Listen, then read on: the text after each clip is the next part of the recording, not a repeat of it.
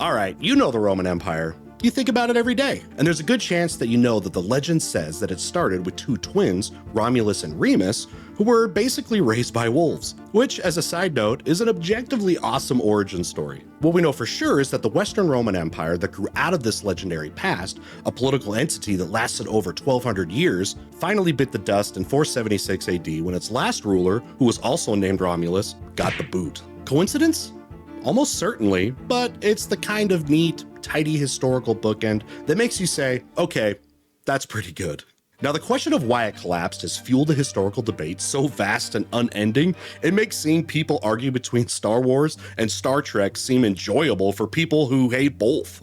It's a big deal. In 1984, one German historian, Alexander Demant, actually compiled a list of over 200 different reasons scholars have cited for Rome's collapse. 200. That's not a historical debate. That's a Cheesecake Factory menu of explanations for imperial doom. For a long time, the go-to answer came from Edward Gibbon, who in his infamously gigantic series, The History of the Decline and the Fall of the Roman Empire, basically argued that Rome was the author of its own destruction. He wrote, quote, "The decline of Rome was the natural and inevitable effect of immoderate greatness," which is a very fancy way of saying you got too big, too rich, and too lazy.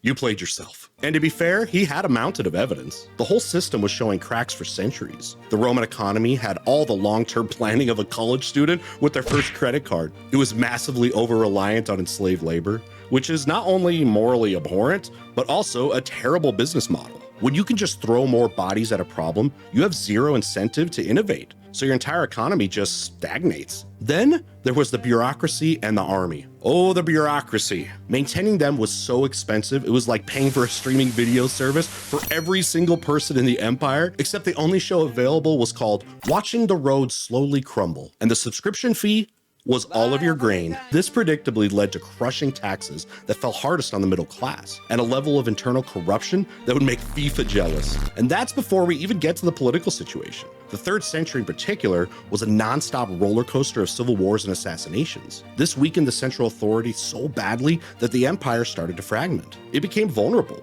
like a giant whose immune system is shot. These internal problems were a massive festering wound. But in recent years, a new challenger has entered the arena, and it's a big one. Historian Kyle Harper argues that to understand Rome's fate, you can't just look at senators and generals. You also have to look at bacteria, viruses, volcanoes, and solar cycles. It's a story where the environment isn't just the background scenery, it's the main character. And frankly, it's kind of the villain. The early Roman Empire grew up during a period we now call the Roman Climate Optimum, which lasted from 550 BC to 150 AD. Basically, it was the Goldilocks period of the Mediterranean weather. Not too hot, not too cold, with stable, predictable rains. It was the perfect time to grow olives, conquer your neighbors, and build one of the most significant empires in human history. We have firsthand accounts, like from an agronomist named Columella, who was basically the Bill Nye of Roman farming. He wrote about how rainfall in central and southern Italy was far more frequent in the summer than it is today. And get this, vast areas of North Africa that are now just sand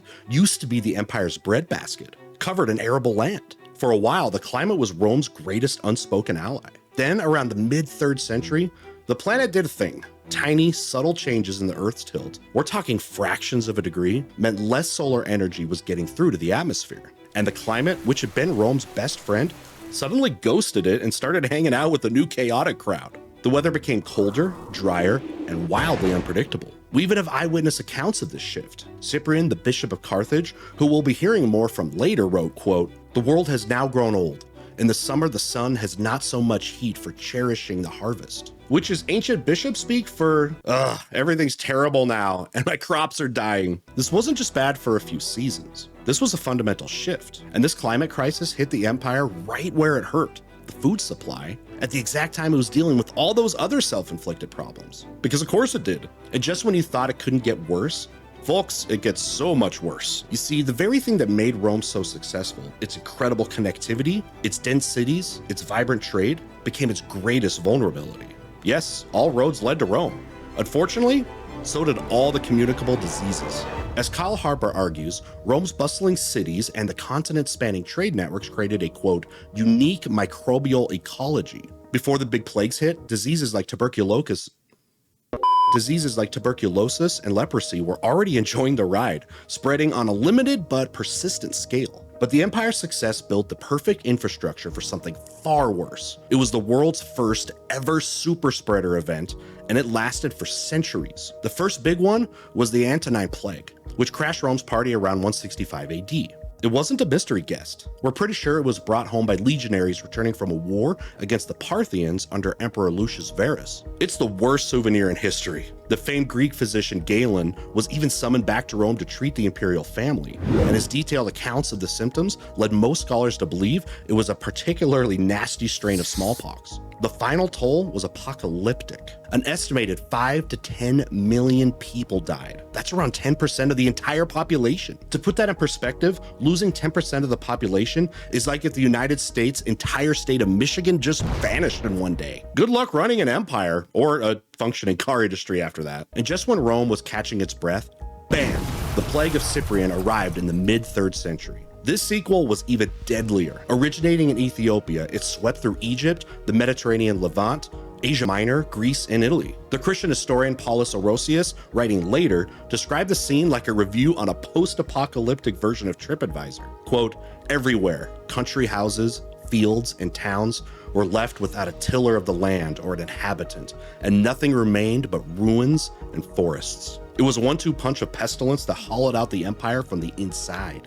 And yet, Rome did not die. It stumbled on, and the 4th century was actually a period of recovery, often credited to dynamic emperors like Constantine and Theodosius. But it turns out they had a hidden ally. The climate temporarily got its act together. A weather phenomenon called the North Atlantic Oscillation brought a surge of life-giving rain back to Europe, giving the empire a much-needed break. But this better weather was also more erratic. Think of it like your phone's Wi-Fi going from 1 bar to 2. Sure, it's an improvement, but you're still not streaming anything in HD. The era was marked by massive, unpredictable droughts and famines. We have a perfect example in Cappadocia, in modern-day Turkey, which suffered a horrific famine in 368. The local bishop Basil the Great gave sermons about it, warning people that their sinfulness provoked the famine, but also urging them to care for the poor. He told his flock, quote, "As a good person, redistribute your surplus to the needy," which is basically the 4th century version of yelling, "Tax the rich!" It shows a society under extreme environmental stress. The real kicker, though, is what the climate was doing outside the empire.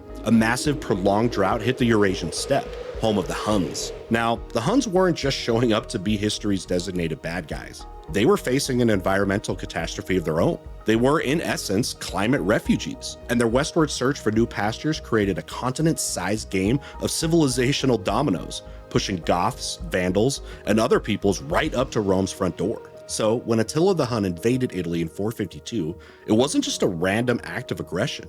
It was the culmination of decades of climate-driven migration. Emperor Valentinian III, in a panic, sent a delegation led by Pope Leo I to negotiate. Now, the story goes that the Pope, with the power of his magnificent hat and stern words, single-handedly convinced Attila to retreat, which is a lovely story. A more likely reason? Italy's plains were riddled with diseases like malaria. Attila took one look and said, "You know what? This place is a disease-ridden swamp.